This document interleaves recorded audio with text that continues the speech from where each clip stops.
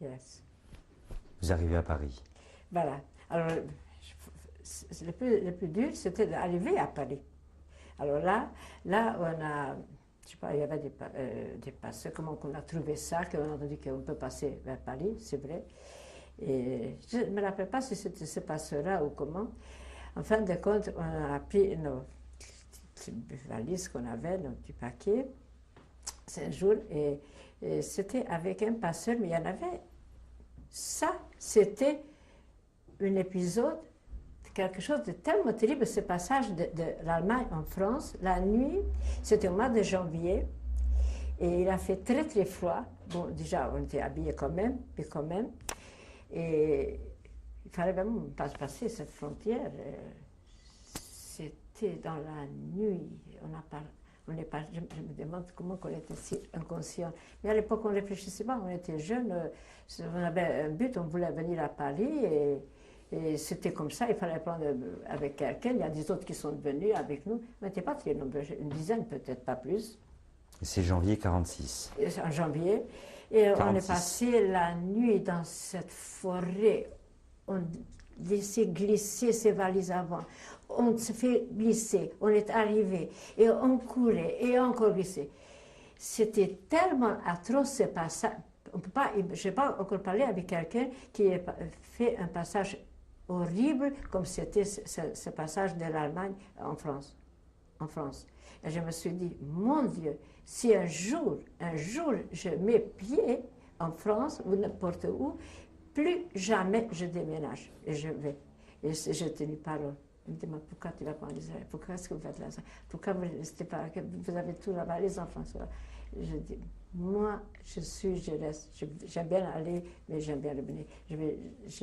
Pour ça, j'ai vraiment tenu parole. Ça, c'était un truc.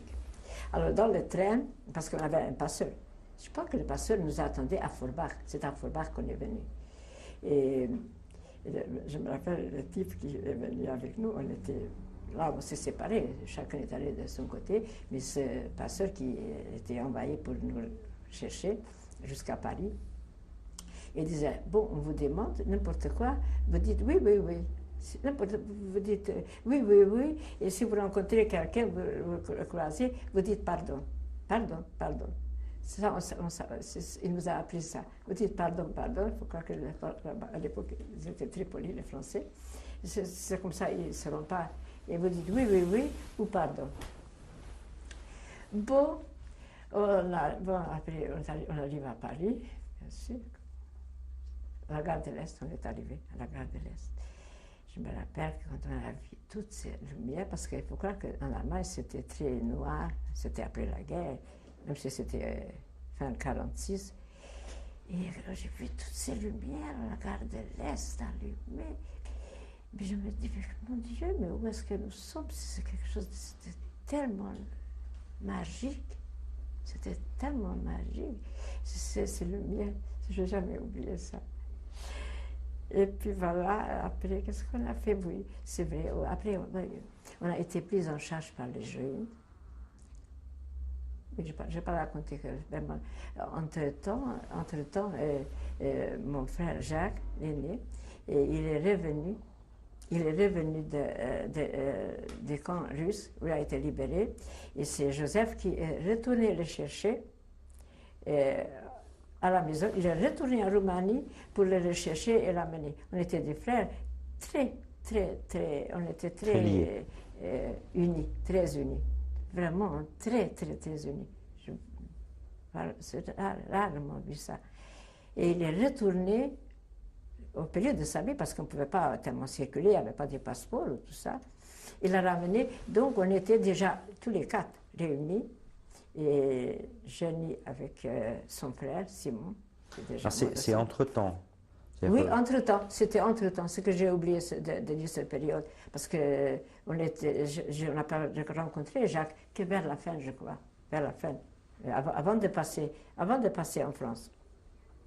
Donc on était déjà tous les quatre ici, on est arrivé en France, et là on était déjà pris en charge par les Jésuites, parce que c'était déjà un peu organisé ici, tout ça. Il y avait où aller manger, c'est venu de Vichy, quelque chose, on allait. Mais nous, on n'aimait pas tellement, on n'a pas profité longtemps, on n'aimait pas aller manger comme ça dans ces cantines. C'était bien, c'était bien. On n'avait pas de papiers, on n'avait pas de papiers. Papier. On avait des papiers comme ça qu'on avait à la base de l'Autriche, qu'on était des personnes déplacées, mais c'est tout. Et je sais, raconter ça, je sais que pour avoir des papiers, je ne sais pas si c'est encore arrivé à des autres comme ça, on était obligés, on est allé à Saint-Paul quelque part, et on a été enfermés, il fallait nous trouver, on a été enfermés dans des armoires. Je me rappelle, je crois qu'il y avait des bureaux comme ça, métalliques, et on était enfermés là-dedans pour que la police vienne, ils nous trouvent, pour pouvoir avoir le récépissé. Alors là, il nous a dit, disons plutôt qu'on est moins, qu'on a 3 ans de moins, parce que comme ça, on va plus sûrement avoir le récépissé. Et je me rappelle cette nuit, je dis, mon Dieu, avec tout ce qu'on a déjà passé, d'où on vient, on nous enferme maintenant dans les armoires. C'était très drôle pour nous, c'était un choc. Et qu'il fallait que la police vienne, c'était organisé, je ne sais pas pourquoi. Et ils sont venus, effectivement, ils ont retrouvé. Et par la suite, on a eu le récépissé. Et voilà, le séjour. Et puis, c'est pas passé très longtemps, je ne sais pas si on est allé manger dans ces cantines à Joyette, quelques semaines à peine. On n'aimait pas tellement ça. Pourtant, là-bas, c'était bien parce qu'on rencontrait tout le monde. C'était notre seul lien comme mon cousin habitait la campagne, on n'allait pas là-bas, c'était à Cormeilles, on n'allait pas là-bas, c'était trop loin pour nous. Et puis voilà, ils ont commencé à travailler. Alors oui, il a trouvé une chambre, il faut que je dise ça, parce que quand des gens arrivent ici, ils croient qu'on est né ici. On était rue Lambito, au 22, au 7e étage. Au 7e étage, il n'y avait pas de l'eau, il y avait de l'eau sur les paliers, mais comme il n'y avait pas de pression, il y avait très rarement comme ça un peu d'eau. Une seule pièce, il n'y avait pas de gaz, il y avait peut-être dans les autres étages, mais nous on n'en avait pas. Je vais raconter ça. Et cette salope de concierge, elle a dû être vachement antisémite, parce que déjà en 1947, elle ne supportait pas que des Juifs puissent passer, monter et descendre sans lui dire merci ou sans se présenter à elle. Je l'aurais tuée. Je me rappelle, je l'aurais tuée. Elle me regardait comme ça. C'est juste qu'elle se retenait de ne pas me demander qu'est-ce qu'on fout là. Mais on était courageux. Hein? On avait une seule pièce. Je crois que c'est le jeu. Il nous a donné 2 lits de 2 personnes. Qui c'est qui peut imaginer ça? Même aujourd'hui, je raconter ça pour mes petits-enfants. Ils ne peuvent pas croire que c'est possible. Chacun a sa chambre, chacun a sa télé, chacun a son magnéto, son truc, son radio, qu'est-ce qu'ils n'ont pas envie. Et dans cette pièce, il y avait des carreaux comme ça rouges, des carrelages rouges par terre, je me rappelle encore. Il y avait une fenêtre. Pas de toilette, il y avait des toilettes sur le palier, mais il n'y avait pas de l'eau la plupart du temps. Et il y avait un petit débarras dans la pièce. Sans fenêtre, comme ça, triangulaire comme ça. Et c'est là-bas qu'on a acheté une lampe à gaz, comme ça comme on fait pour le camping-gaz. Et là-dessus, je fais à manger. Là-dessus, je fais à manger. C'est pas tout. Je ne sais pas comment on a fait pour avoir une machine à coudre. Comme ma soeur, elle savait un peu la couture. Et on a commencé à faire la couture, la confection. Ce qu'elle se rappelait, il ne fallait pas être très savante à l'époque parce que pour nous, c'était, disons, facile parce que c'était des trucs à la chaîne, tout ça. Alors voilà, je me suis occupée de livraison, ma soeur a appliqué, et le soir, on s'est inscrit à l'Alliance française, on a dû pouvoir apprendre le français. Et puis on habitait là, mais on avait des amis, on n'était pas, c'est vrai, on n'était pas malheureux. on sortait, on se rendait pas compte. On n'était pas malheureux. Mais il y avait des amis qui sont revenus de Cluj, qui sont venus nous voir, de Canada, d'ici. On avait des amis. On n'était vraiment pas malheureux du tout. Jusqu'à un jour après, mes frères, ils ont trouvé un appartement à côté de Buchomo. Ça, c'était en 47, 48, quelque chose comme ça. Et puis, on s'est installé là-bas. Et puis, j'ai pas fait la connaissance de mon mari parce que je le connaissais déjà à la maison. À Cluj. On s'est rencontrés quand on est arrivé, comme nous, on était déjà partis. Avant, lui, il est resté. Donc, lui, il est parti en Israël. Et après, il me plaisait déjà à l'époque. Il faut croire que peut-être lui aussi. Bref, il est venu à Paris. Et puis, on s'est mariés. Ma soeur s'est mariée avant, parce qu'elle a fait la connaissance de son mari à Paris. Et puis, moi, je me suis mariée, je ne sais pas, 2 mois après. Et mon mari est venu d'Israël et on s'est mariés en janvier, au mois de mars, quelque chose comme ça. Quand je me suis mariée, j'avais pas encore. Mon mari n'avait pas les papiers. Et officiellement, on s'est mariés, comme j'ai dit, le 11 mars, mais on s'est mariés au mois de janvier, mais sans les papiers, à la synagogue. Mais parce que mon mari n'avait pas été enregistré à Montmorency, je ne sais pas quoi. Mon mari a jeté son passeport. Habituellement, chaque fois quand on passe là-bas, jamais il peut oublier ça. Il l'a jeté. Il ne faut pas raconter tout ça. C'est un peu. Bon. Et puis voilà. Et puis après, c'était difficile. Après, c'était difficile. C'était pas encore. C'était très dur. C'était très dur pour moi. C'était très dur. Voilà, mon mari n'avait pas de métier. Enfin, il avait un métier, il était fouleur, il était transporteur en Roumanie, mais ici, il est arrivé, ni la langue, ni rien. Mais c'était vraiment, encore aujourd'hui, j'ai de l'admiration pour lui, parce que mes frères, ils avaient entre-temps déjà un atelier de tricotage. Et tout naturellement, ça aussi c'était à Buchomo, ça se trouvait là-bas, son atelier. Et il est venu là-bas et il a appris, je ne sais pas, pourtant c'est compliqué le tricotage. À l'époque, il fallait poinçonner à la main, maille par maille. Aujourd'hui, après, il y avait les machines qui passaient tout seules. Et maintenant, tout c'est automatique, mais à l'époque, c'était manuel. Des fois, je partais à 4 heures du matin pour travailler parce qu'il se levait plus tard. Et il a appris le métier. Je ne sais pas comment, mais très très bien. Il est devenu vraiment fabricant et tout. Puis on a eu des vaches. On a mangé la vache enragée. Et si vous aviez un message à donner à vos petits-enfants, qu'est-ce que vous leur diriez aujourd'hui? Après tout cela. Je ne sais pas. Je ne sais pas. Parce qu'ils sont blasés. Ils sont très blasés. Vous croyez? Oui.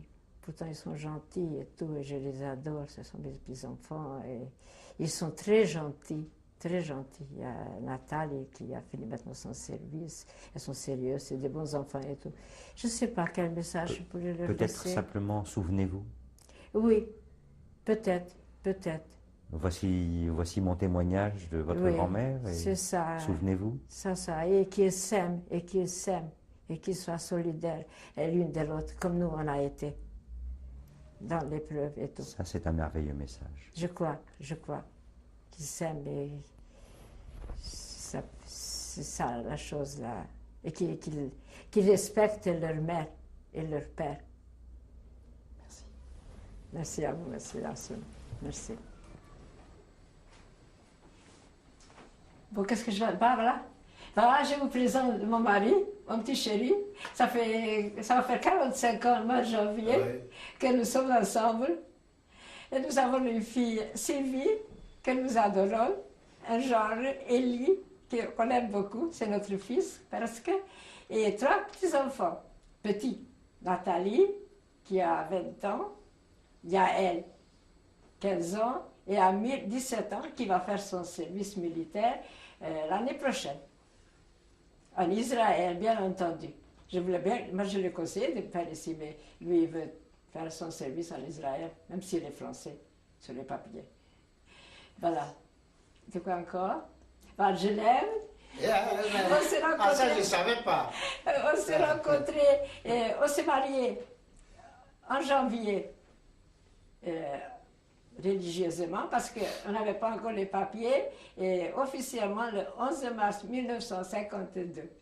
Que le bon Dieu nous donne, qu'on arrive encore. Je souhaite à ma fille et lui, comme moi j'ai eu. Donc, je te remercie que tu m'as choisi.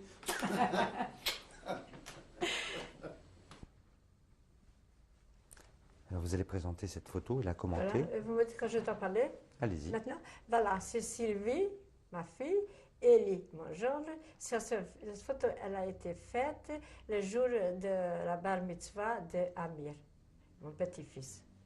Adoré. Ça, c'est Amir, mon petit-fils. J'ai choisi cette photo parce que je la trouve très belle et je l'aime beaucoup. Et ça, c'est le jour de son bar mitzvah. Aujourd'hui, il a 4 ans de plus, il a 17 ans. C'est un joli petit garçon, grand, bien fait, il est adorable et très gentil.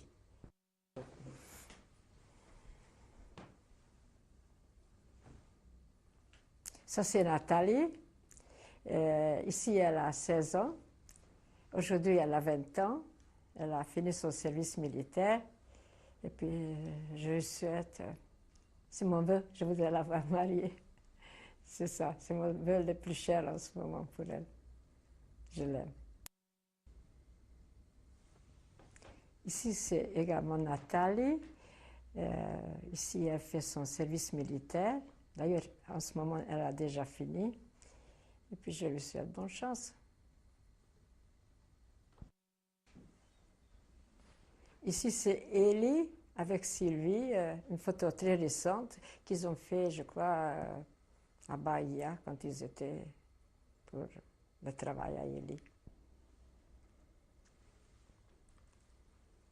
Ici, c'est Sylvie avec Élie.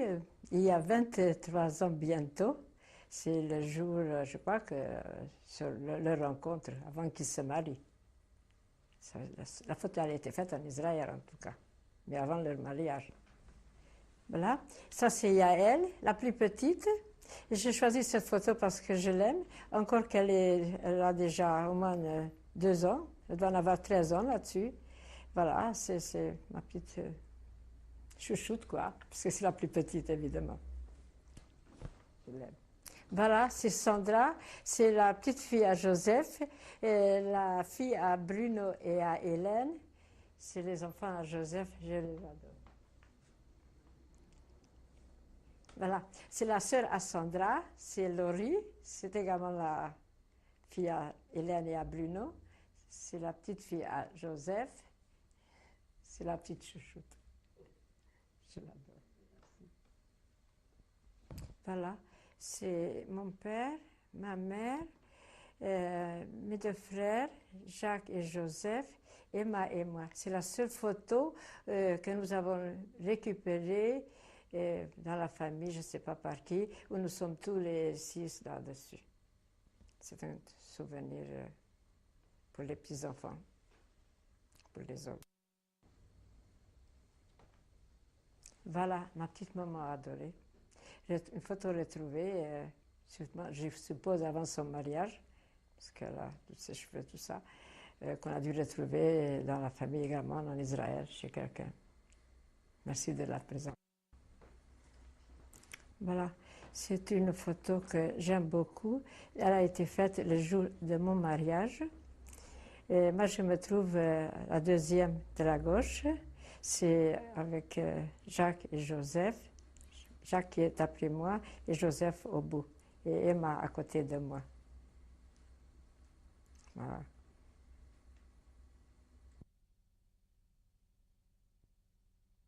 Je présente les enfants à Rémi. Et Thomas, qui sous la photo a 3 ans, seulement il a déjà 12 ans et en ce moment il prépare déjà sa bar mitzvah. Donc nous sommes très heureux qu'il le fasse. Après c'est Magali qui a 9 ans et Cécilia Et puis le tout petit, David. Toute sa famille Rosenblatt, quoi. Que j'aime, bien sûr. Voilà, ici je vous présente Simon Rosenblatt, le fils unique de Jacques. Et il a eu le malheur de ne pas très connaître son père, puisqu'il était tout petit quand son père a disparu. Je l'aime beaucoup. Il est adorable.